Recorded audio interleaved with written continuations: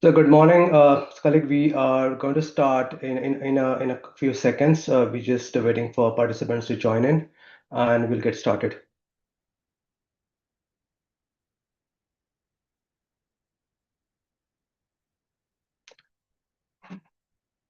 Okay, so we have almost 40 parties attendance right now, so we get started in instead of time. So again, good morning, good afternoon, and good evening to everyone joining us today from all over the world. It's my pleasure to welcome you to this UN 2.0 week side event, Unmasking Gender Bias in AI from Awareness to Action. I'm Naveen Haram on behalf of UNU, UNU, IBM, and YABONG. I want to thank you for being part of this critical conversation. As AI becomes more powerful, it doesn't just reflect the world as it is. It can reproduce and even deepen the inequalities we are trying to overcome. That's why this discussion is both timely and urgent. Today, we are honored to join by a diverse group of experts who are tackling gender bias in AI from all angles.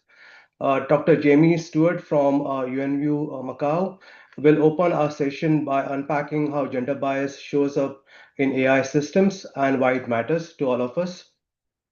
Then my colleague Jeanette from UNIMAN will share data-driven insights on STEM inequality and the power of representation.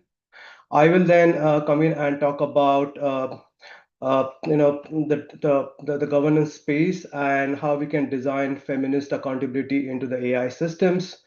Then Natalie from IBM Research brings a corporate lens, highlighting how companies can address AI safety and bias. And then we end with Patricia from Yabong Philippines, showing us what inclusive AI looks like in practice, from a civil society point of view. So here's how we're going to move through the sessions. We will first explore three perspectives on gender bias in AI, one from a multilateral lens, coming from UNIMAN and UNU, and then the corporate lens with IBM Research. And then we will go to civil society with Yabong Films talking about from the civil society lens. After that, we will work together towards a joint call to action on building gender responsive AI. While we close with reflections and the next steps, and throughout the event, we invite you to your questions and ideas via the chat and a Q&A through the Zoom. With that, it's my pleasure to hand over to Jamie from UNU, who will be taking us to the next session. Jamie, over to you. Thank you, Naveen and colleagues. It's a pleasure to be here. I'm Dr. Jamie Stewart from UNU Macau, and I'm going to be discussing very shortly understanding gender bias in AI. Can we please move to the next slide? Bias is a term to talk about the way our brains perceive information. I'm a psychologist, so when we talk about bias, what we actually mean is oversimplified representations that we hold of groups, of people, of things, categories, and those representations that we have can lead to unfair or prejudiced treatment of such groups. And bias can be both explicit and implicit. And so when we think about implicit biases, these are like the stereotypes that we hold, and explicit types of biases are things like sexist statements or racist statements. So bias in and of itself is actually a very common part of life, but that does not mean that it is an appropriate thing to happen in life. But very important to recognize that the biases that we have, cognitive biases, are translated from society, from the ways that we think and feel and act into technologies. So gender bias in AI equals gender bias in society and vice versa. They both feed into one another. Next points, please. But I would ask, is this a big deal if that is the bias that exists everywhere all the time? And yes, it certainly is a very big deal. AI is all around us now. It is incredibly pervasive, and technology is in our pockets all the time. In a very recent study of 133 AI systems was actually found that 44% showed gender bias and 25% both gender and racial bias. And that is even though we're increasing guardrails on AI systems. And that's quite a frightening thing, which is to say that there's bias in those systems, and those bias can lead to discrimination, can lead to prejudice and stereotyping. Next slide, please. So, gender bias in AI is quite broadly being called also algorithmic inequalities.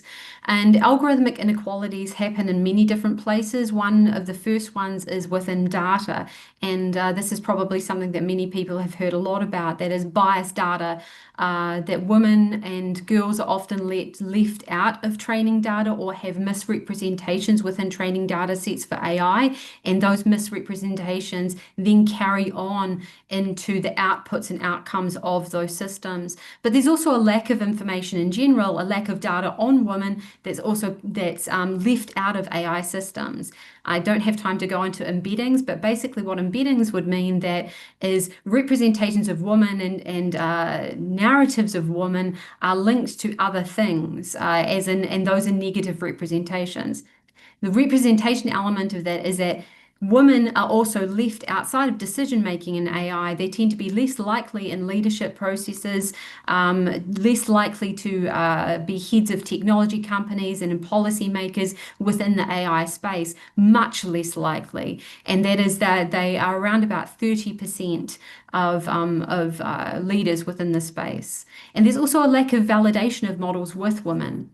And finally, but not only, is misuse. That is, algorithmic inequalities can also lead to intense sexualization and threats towards women and feminization of AI tools that perpetuate masculine norms. Next points, please. So there are four key ways that we can think about gender bias in AI, and we actually need to really expand our thoughts and feelings around this so that we don't just focus in one area and can take a more holistic understanding of this. The first one is that gender bias in AI can lead to discrimination towards women, and things like having faulty facial recognition systems, resume screening that screen women out, healthcare systems that don't include women in their healthcare, or give unequal opportunities to women over men, stereotyping, which is the reinforcement of gender roles through things like subservience written into voice assistants, through the sexualization and promotion of sexualization of women through AI image generations and video generations, and the exclusion of women in leadership positions, in decision-making processes, in governance of AI. But finally, and very importantly, which is often left out, is insecurity that is faced by women and girls as a result of AI. And what I mean by insecurity is that the fast pace of AI can exacerbate risks and harms for everybody, but particularly for those experienced by women.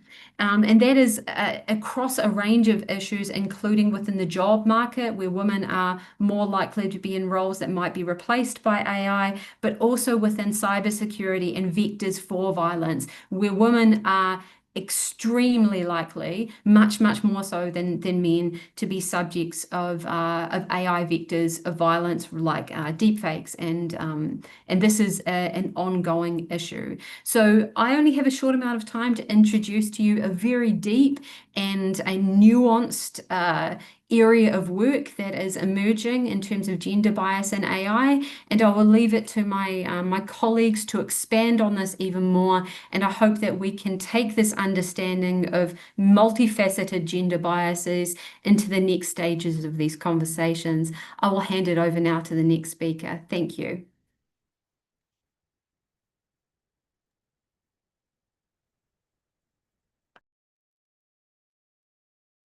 Thank you. Good morning, good afternoon, good evening, maybe to some of you. This is Janetta Scone. I'm a Senior Research and Data Policy Specialist at UN Women. If we can go to the next slide. AI models, as you've heard from the previous presenter, are not gender neutral. They mirror the world that we learn from, and that world is deeply unequal. These biases often intersect with other forms of inequality, racism, ableism, and economic inequality, harming those already marginalized. For example, Black women, Indigenous women, and women from poor and marginalized communities in the Global South. We cannot fix these issues post facto. Bias correction after deployment is a band-aid solution. The real problem is that our data, our systems, and our institutions were never inclusive of these women and their knowledge, beliefs, and perspectives.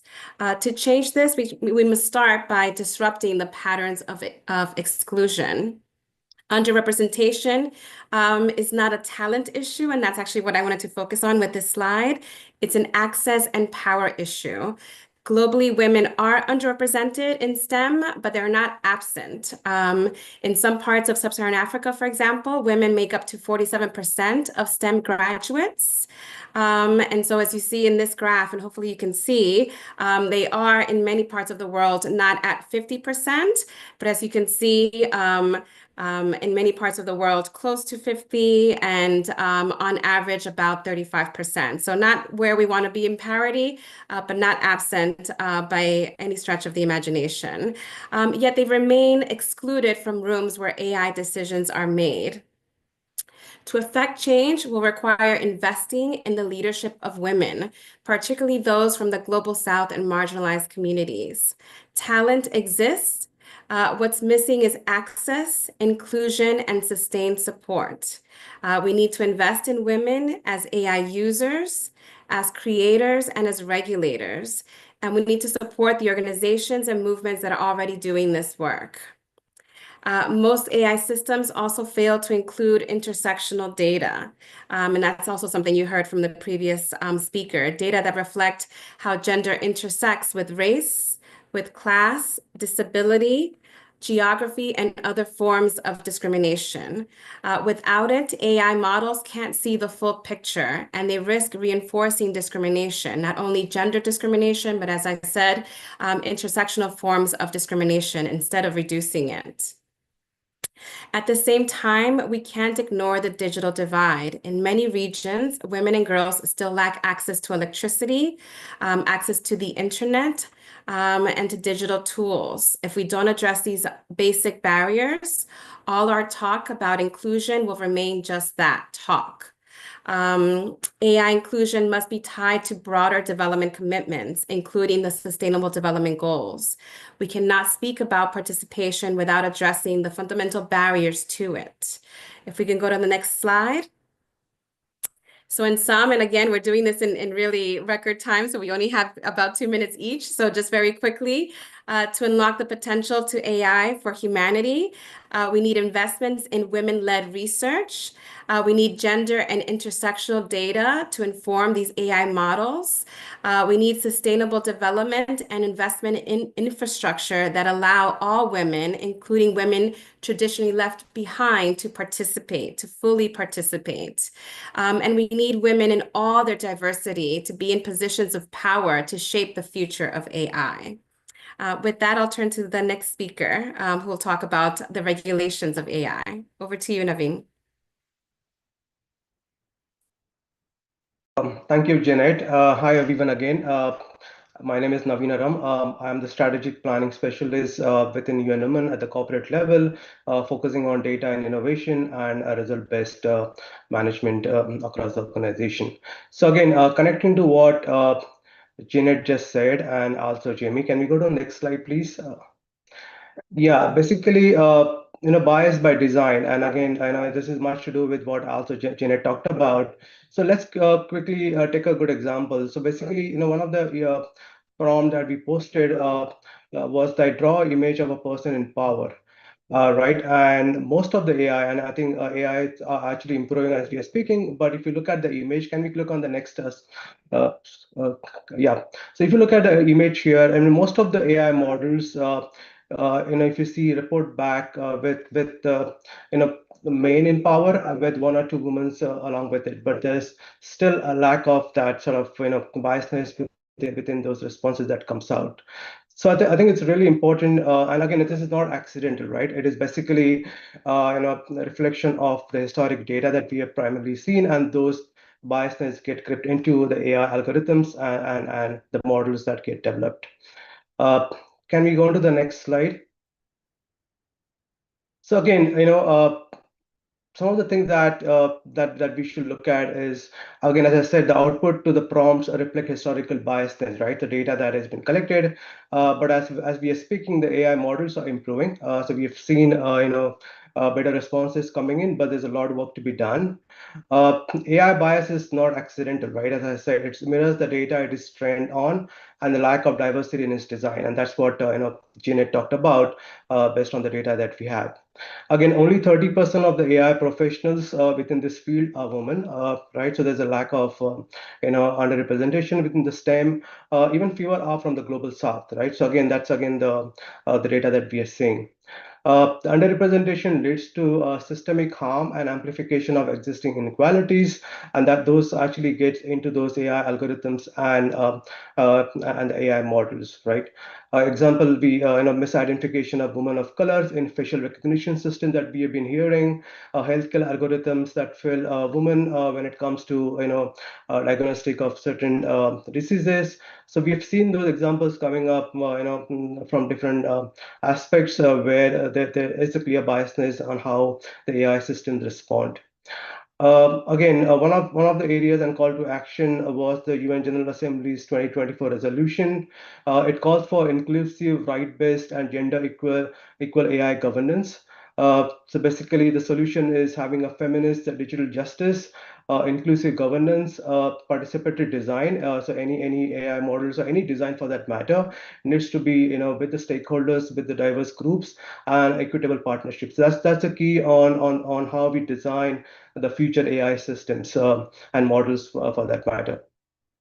So with that, I will hand over to my next speaker uh, from IBM. Yeah, Natalie. Oh, sorry. Hi, everybody. My name is Natalie Baracaldo, and I'm a senior research scientist and master inventor at IBM Research. And my role basically is to make sure and work towards making sure that our models are safe and secure. So if we go to the next slide, please, I wanted to dig into something that Jamie mentioned at the beginning. It's about the data. And I decided to talk about large language models because these are the ones that everybody is using and everybody is really excited about right now. So just to illustrate how the data influences the model, I wanted to show that all these models get trained with data from the internet. So as we all know, internet is the most safe place out there.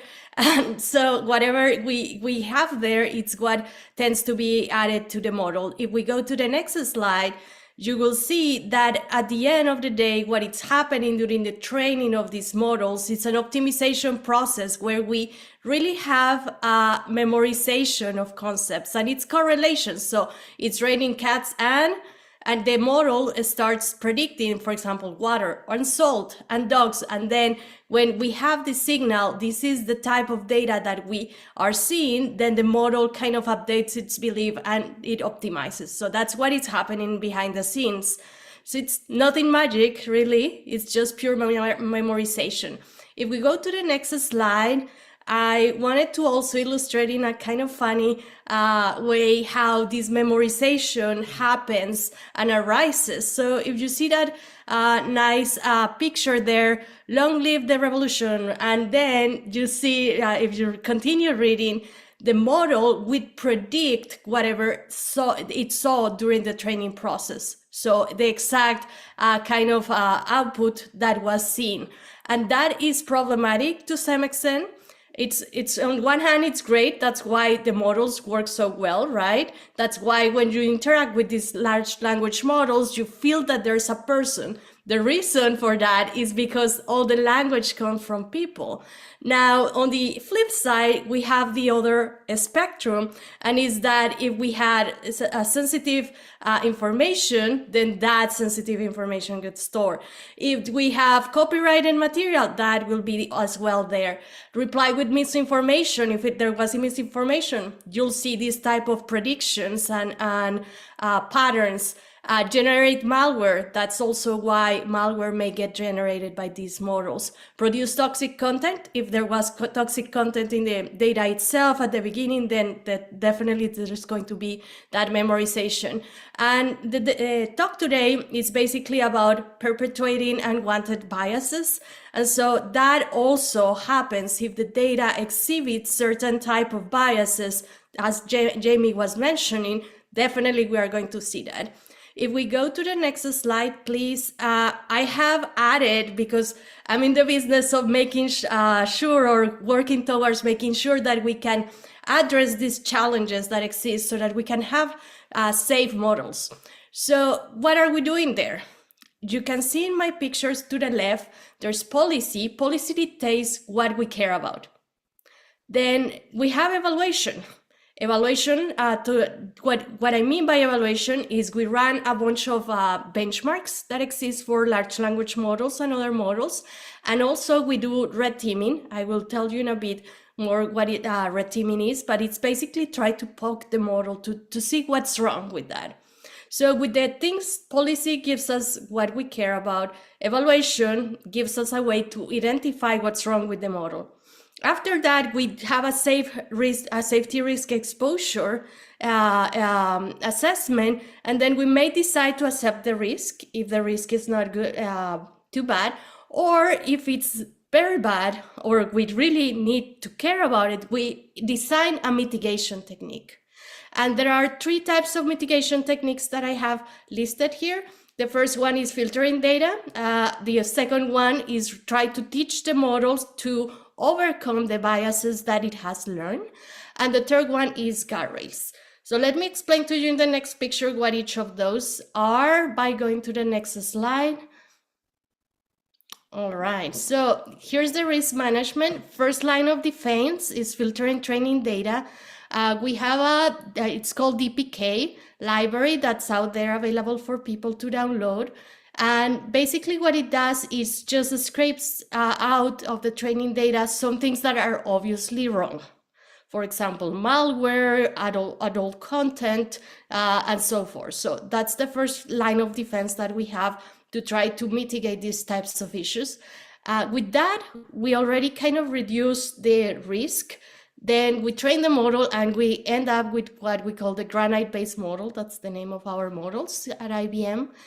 Then the second line of defense is more related to algorithmic and to align the model to certain aspects. So in that phase, for example, we use a lot of synthetic data to try to cover those gaps that exist out there, that there's data, sometimes data just does not exist on the wild. So we need to generate synthetic data to try to cover those aspects that are really missing out there. And that is gone through alignment phase, to the alignment phase.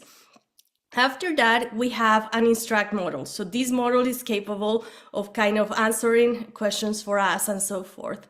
And then the third line of defense that you see there is the guardrails. Guardrails basically are another model that kind of interacts, it's sitting between the human. You see the little human there typing in my picture. That human interacts with the guardrails. And so everything that comes out and out, in and out of the model gets inspected by those guardrails. That to me is like driving with your seatbelt.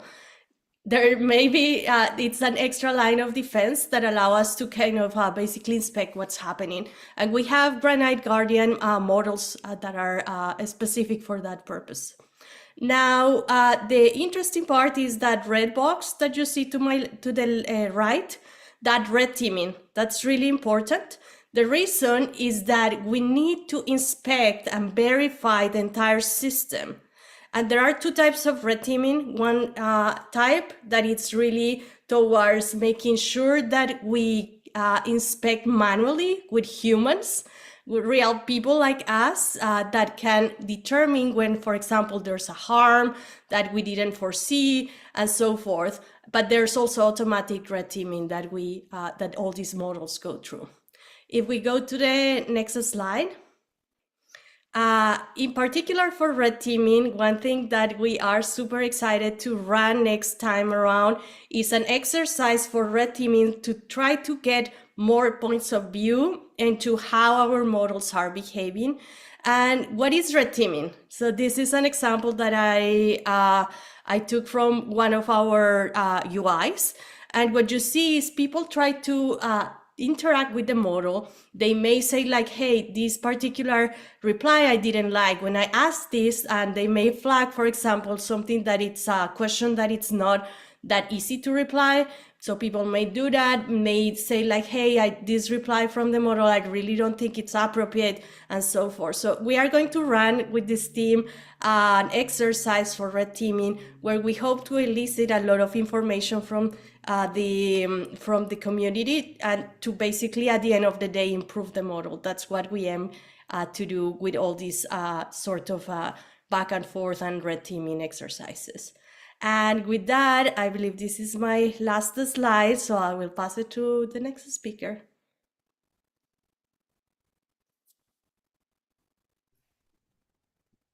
Hi, mayabong na adlaw. I am Patricia Lucena, the Executive Director of YABONG Philippines, which is a youth-led organization working at the intersection of digital empowerment, governance, and gender equality. And at YABONG, we've always believed that technology is never neutral, and it kind of reflects the values, power structures, and inequalities of the world that created it.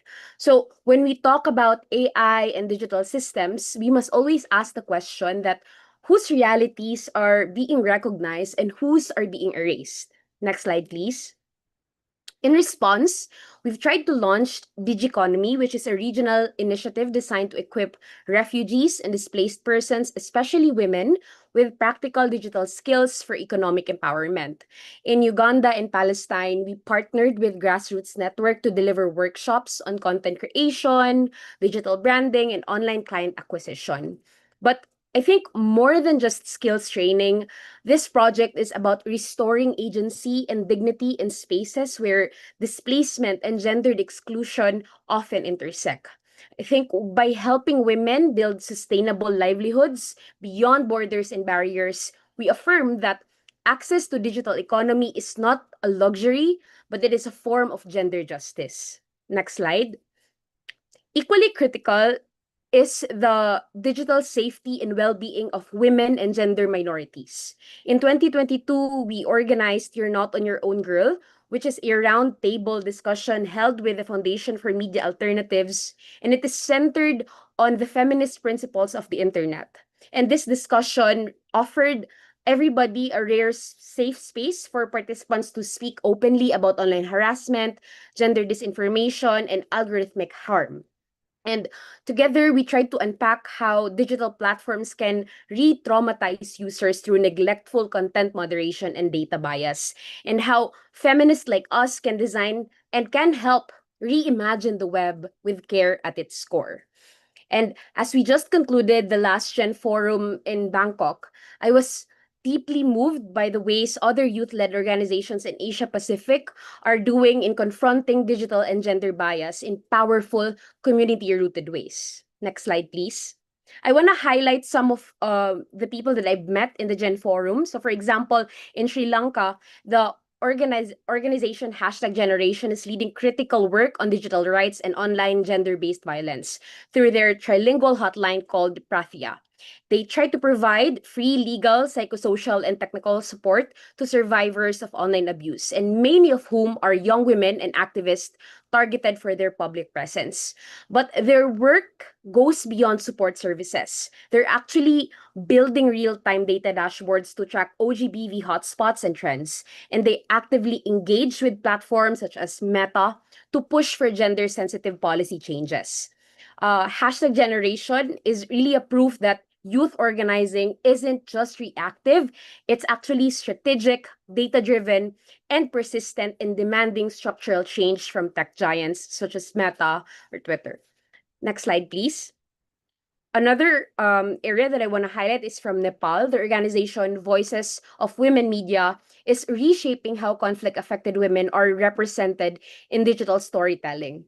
Through their program, She Is the Story, they equip survivors of Nepal's civil conflict, many of whom have been excluded from both justice processes and media narratives. And this project of theirs is aimed to reclaim their stories through audiovisual and online platforms.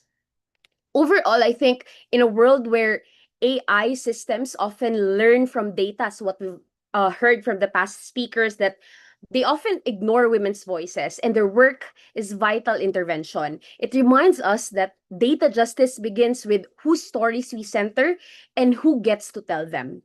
These organizations that I have mentioned in Sri Lanka, Nepal, and in the Philippines, they remind us that unmasking bias in AI must always begin in amplifying the wisdom of grassroots feminist movements already confronting systemic discrimination.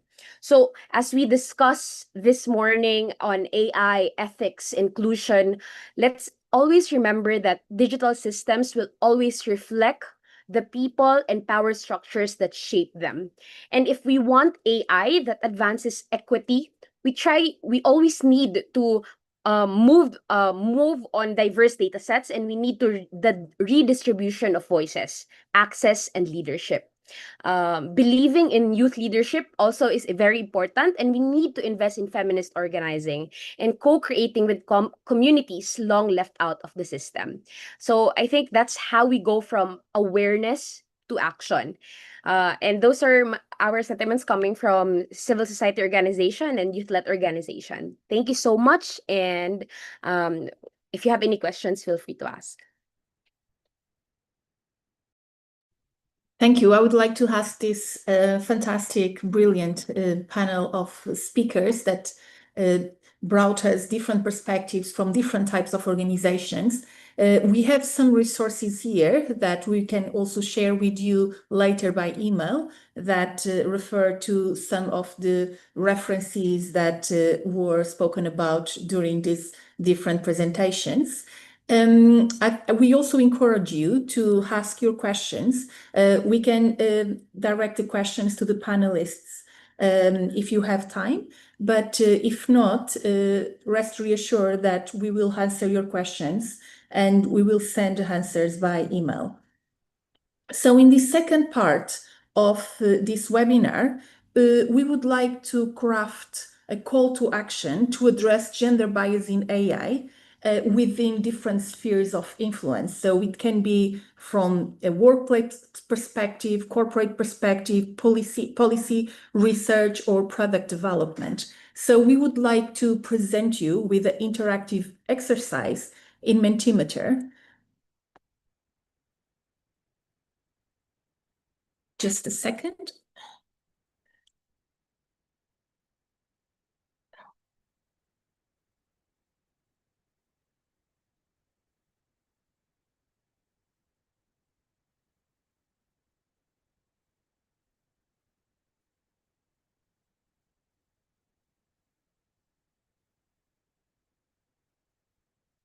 Okay, so the first exercise was for you to reflect on gender bias in AI and think of key examples. So we talk about several of these examples. We talk about biased facial recognition with algorithms being less accurate for women, particularly women of color. We talk about biased language models that associate women with certain stereotypical roles, such as doctors for men and nurse for women. We talk about voice assistants reinforcing stereotypes of female voices responding submissively, or there are other examples. For example, recommendation systems promoting specific content to women related to fashion, beauty, and household, and this can happen in e-commerce, social media, or streaming platforms. There are many more. So we would like to ask you just to scan the QR code that you can see in the screen and answer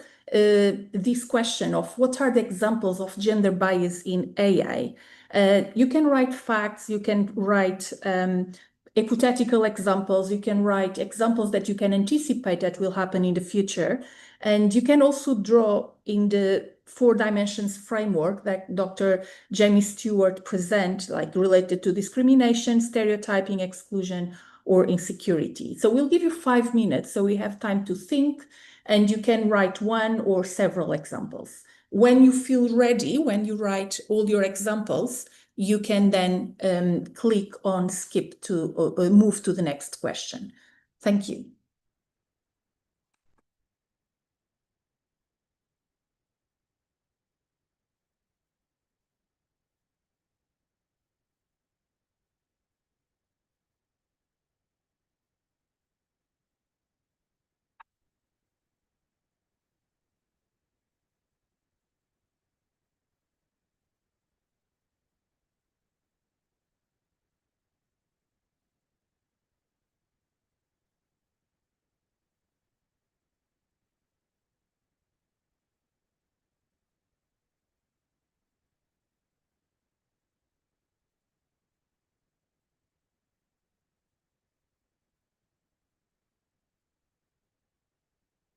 A very interesting example so far, so please free to write more.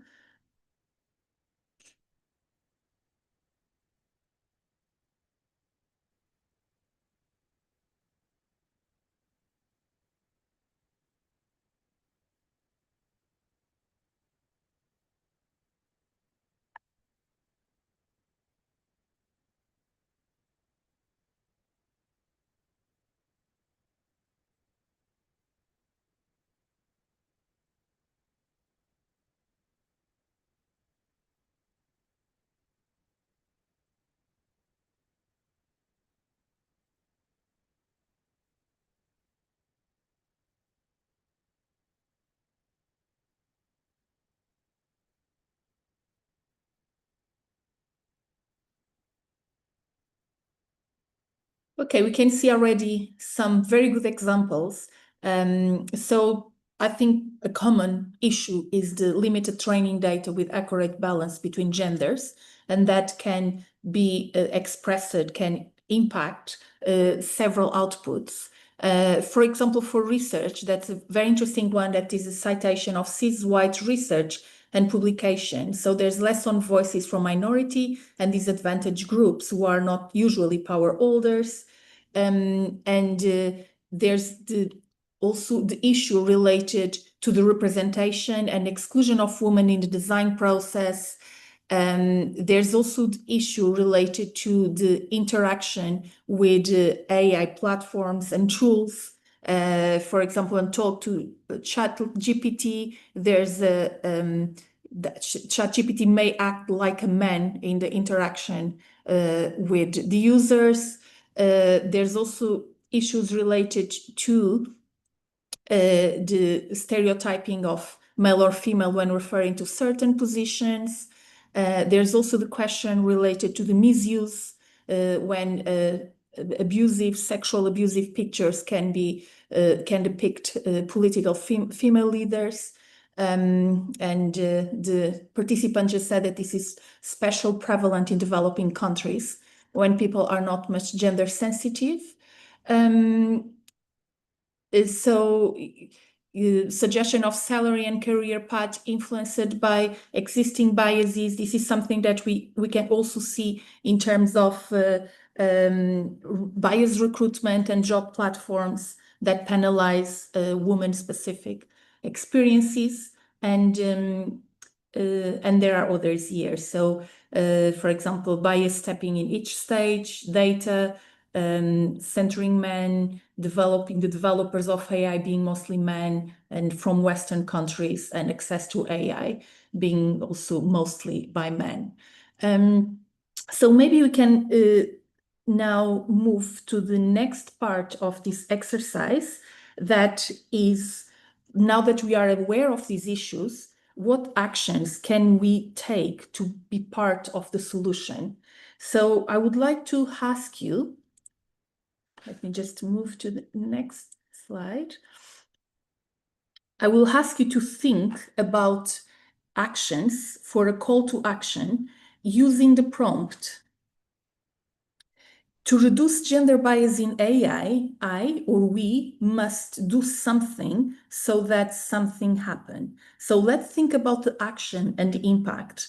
And we would like to also give you some 5 minutes to think about your answers.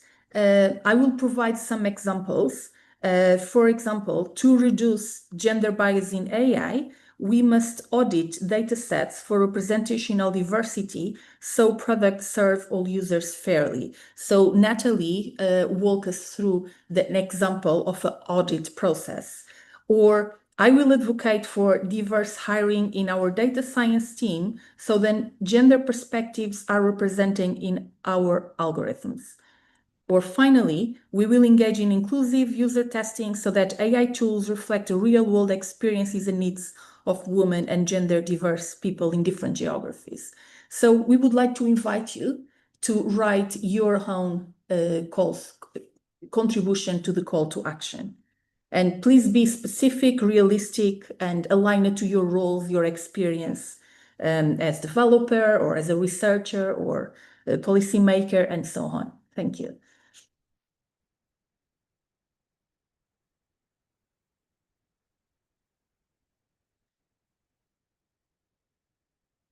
Maybe you need a little time to think about it. We'll give you that time, maybe 5 minutes.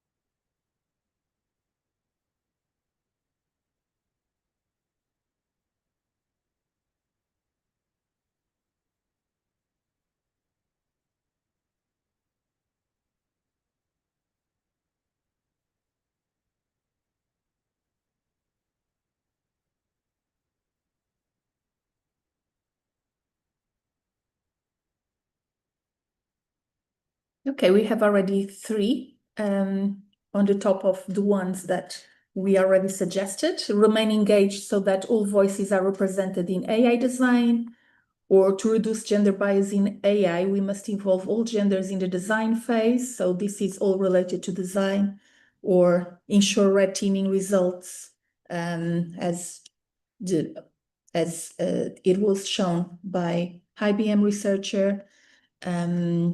Review and iterate the responses that AI provides so that we can ensure that improvement is done continuously. So this has also to do with red teaming and with validation. Create awareness about these biases and impact people's knowledge, attitudes, and perceptions. So that will be the starting point. So this is part of what YABONG Philippines is doing in terms of digital literacy and raising awareness about these gender biases. And then more related with the technical aspects of how to train the AI models to be more focused on tasks, not the gender of the person asking the question. Maybe there's technical solutions for that. Again, awareness in terms of implementing more AI and women-centered projects. And invest more in research related to address these issues. So we have several examples. We have anecdotal evidence, but maybe we need more research to understand where these biases are happening and what are the solutions and what is the impact of these solutions.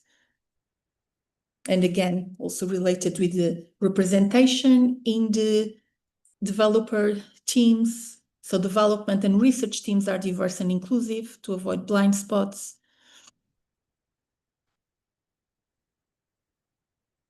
Also interesting that what we can do individually, making sure the online presence does not perpetuate biases that will be reflected in the training of AI, being cautious about the contributions that we are giving to training AI models. I don't know if any of the panelists wants to come in with your own call to action, or if you want to highlight any of these contributions. Yeah, to accelerate literacy for the underrepresented, Yes, and produce policy to guide AI protocols. Yeah. And also design AI for specific populations, for example, for refugees, and increase funding for AI in women empowerment study. And there will be others. So I think what I'm going to ask you now is, as we are still contributing, maybe if you can move to the next screen, you can vote in three that you think are the most important call to action that can be featured in a policy report. So you can see in your phones a list of these actions, and you can check up to 3.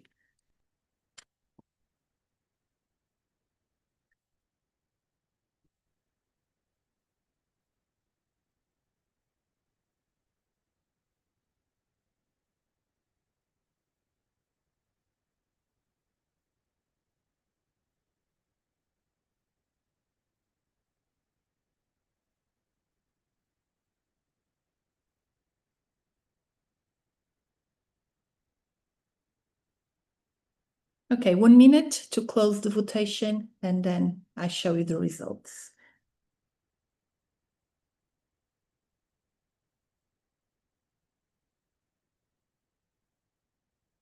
Okay. I think maybe more people need to vote. Okay, thank you.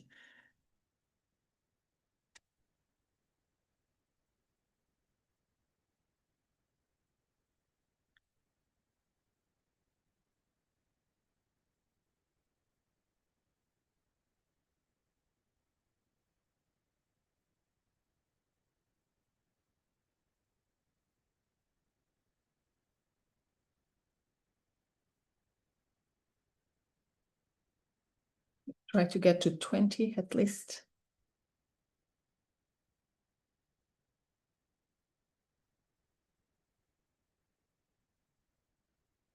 Okay, maybe we can stop here.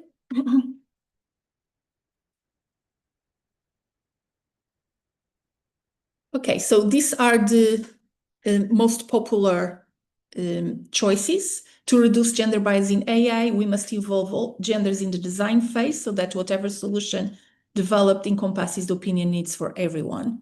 So there's also, the second one has to do with creating awareness about biases and to build and strengthen capacities to recognize the biases. And the third one has to do to ensure that AI tools are developed, trained, and validated on intersectional, sex, and gender representative data sets so that AI is able to be more inclusive and representative.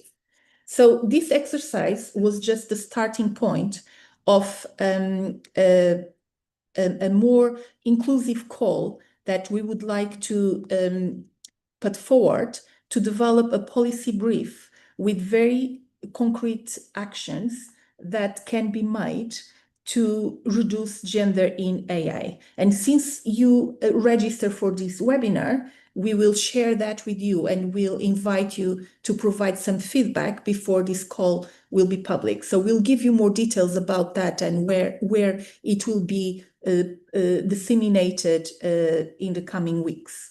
So now, before we finish, I would like just to hand over to our panelists again and ask them what are the actions that each one of your organizations are doing to mitigate gender bias in AI. So we can talk about the projects or any intervention that you have at the moment you'd like to share with the participants. Thank you. I'll start, and just to say, absolutely wonderful panel and excellent questions that are coming through. I wanted to highlight some of the work of UN Women Regional Office of the Asia Pacific in partnership with UNU Macau, and this is also to respond to many of the questions that were answered that I have been answering, as in we need to empower communities. The work that we've been doing is developing training for trainers materials on artificial intelligence and women, peace and security agenda, so that we can take a human-centered and gender-sensitive lens to cybersecurity and to AI. And that is critically important, that when the work is done, that it's not held by those who already hold power, but given back to communities so that communities themselves can lead their own empowerment activities, and so that we can raise voices in that way. We really, I think it's really important that we're giving resources back and not gatekeeping. And we have to make capacity building materials as accessible and as open to as many people as we possibly can. And when I say accessible, I mean we really need to create educational opportunities that others can take on. So that is something that UN Women and UNU Macau have been working very hard on, particularly in the Global South. And working on in Southeast Asia, and there will be a link for people to access those materials, and we're extending that now to the Pacific. And I hope to open up to the rest of the panelists who can talk about the other wonderful things that are going on. Yeah, I can go next. So from the IBM side, we have been working heavily to make sure our technology is very transparent. So a lot of the things that I mentioned about, for example, guardrails, that's available for people to use to protect their systems. Filtering data, if you wanted to train your own model, we have a DPK a package and software for that. All the models are also available. Why is this important? It's important because when we have transparency, people can inspect the model and can provide feedback so that we can improve altogether the technology.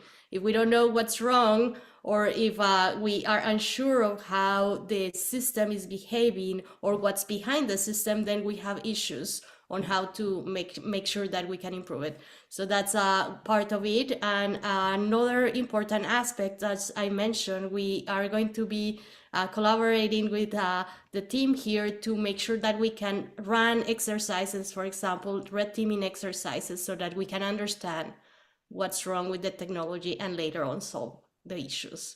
So that's part of what we are working on. I can go next. Yeah, so for us, in terms of the work that UN Women is doing, it's really at different levels. At the global level, it's really ensuring that all high-risk AI systems undergo mandatory gender impact assessments. It's a recommendation that we're making, and working with different actors to encourage them to adopt that recommendation, setting global standards for inclusive, disaggregated, and ethically sourced data sets.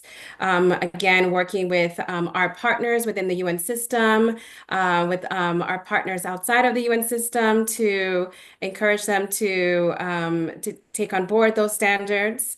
We're also, of course, committed to promoting engagement with women-led civil society organizations, having them be involved in work around transparency, around auditing of data and AI models, encouraging open source access to these data models, guaranteeing transparency. So a lot of the things that you heard earlier can be done, and we can understand where the biases lie and how to correct them, really making sure that different actors are involved and part of that process. Building on the momentum of the UN resolution on trustworthy AI is really critical as well. We have something called the Generation Equality Coalition on Technology and Innovation, and that's really focused on ensuring that women are participating in this sector, but also that the work on AI and the use of that technology is being used for priorities that matter to women, right? How can we use this technology to benefit humanity and to benefit women and girls, to address barriers to gender inequality, right? So great that AI is being used for us to write emails and to, do whatever it is that people are using these chat GPT, things for, but how can we also look for opportunities to use these new technologies to actually address real problems, real challenges that women and girls around the world are facing. Jamie talked a little bit about the work that's happening in our Asia Pacific office, but there's a lot of work happening in that region. We also have something called the UN Women AI School for Change Makers, and that's really focused on, and so great to hear that Patricia smiling, so maybe she can talk a little bit more about that as well, but really working with women in that region, young women to build capacity in how to use AI, training them on the value and the opportunities and making sure that they have access and in the long run, right? Not just one-off workshop, but really building capacity. And then finally, there were a couple of questions in the chat about how to convince policymakers to invest in women, to invest in training women. And, it's a really difficult climate, as you probably all know. ODA is just going down. Funding for gender equality programming was never high to begin with, and many of the traditional donors are cutting back. And so one of the things that we're working on as part of a project I lead, we produce a flagship report called the Gender Snapshot. And this year, we're actually modeling what the benefit would be of closing the gender digital divide, of investing in women in terms of GDP growth, in terms of poverty reduction, in terms of addressing hunger around the world, kind of showing, the return on investment. And so, yes, of course, saying that gender equality and investing in women is good and important and a human rights full stop, but also making the business case, right? Because of the current climate that we're in. And so we're tackling this in different ways is really what I wanted to say. And that's really what it takes. But yeah, I just wanted to also thank everyone for their really interactive participation today. Over. I want to add to the discussion. So I smiled, Jeanette, because I participated in the AI school, and it really helped a lot in terms of creating your own prompts and understanding how ChatGPT can help civil society organizations be more productive when it comes to creating projects and whatnot. But at Yabong Philippines, we're actually working to make AI and digital spaces more inclusive, feminist, and youth-led. So the one that I've mentioned, we have Digiconomy, and we empower refugee and displaced women in digital skills and content creation, branding, and online client work. If you want to partner with us, I'll send our email here. And another thing that I want to highlight is also the Youth for MIL Facebook group.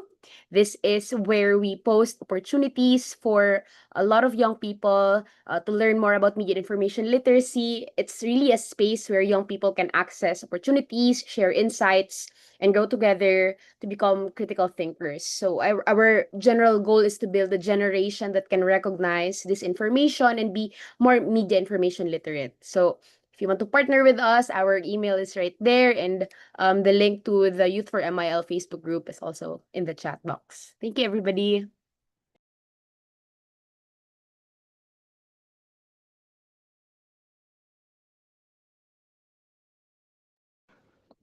So Claudia, should we now come to the closure? Okay, great. So thank you all for joining us today for this important conversation on unmasking gender bias in AI. We heard powerful insights from across the sectors today, from multilateral, from the UN agencies, private sector, and society, each shedding light on how gender bias can be embedded in AI, and more importantly, how we can collectively work to dismantle it. Our discussion today is a reminder that AI is not neutral, right? The choice we make in data design and development shape those realities that are reflected and whose voices are heard. That is a shared responsibility, right? As we move forward, I encourage all of us to carry today's joint call to action into your own institutions, into your own work, and into your own advocacy. Let's ensure AI systems are not only innovative, but also just equitable and empowering for all. So again, thank you all for joining in. Let's keep the momentum going.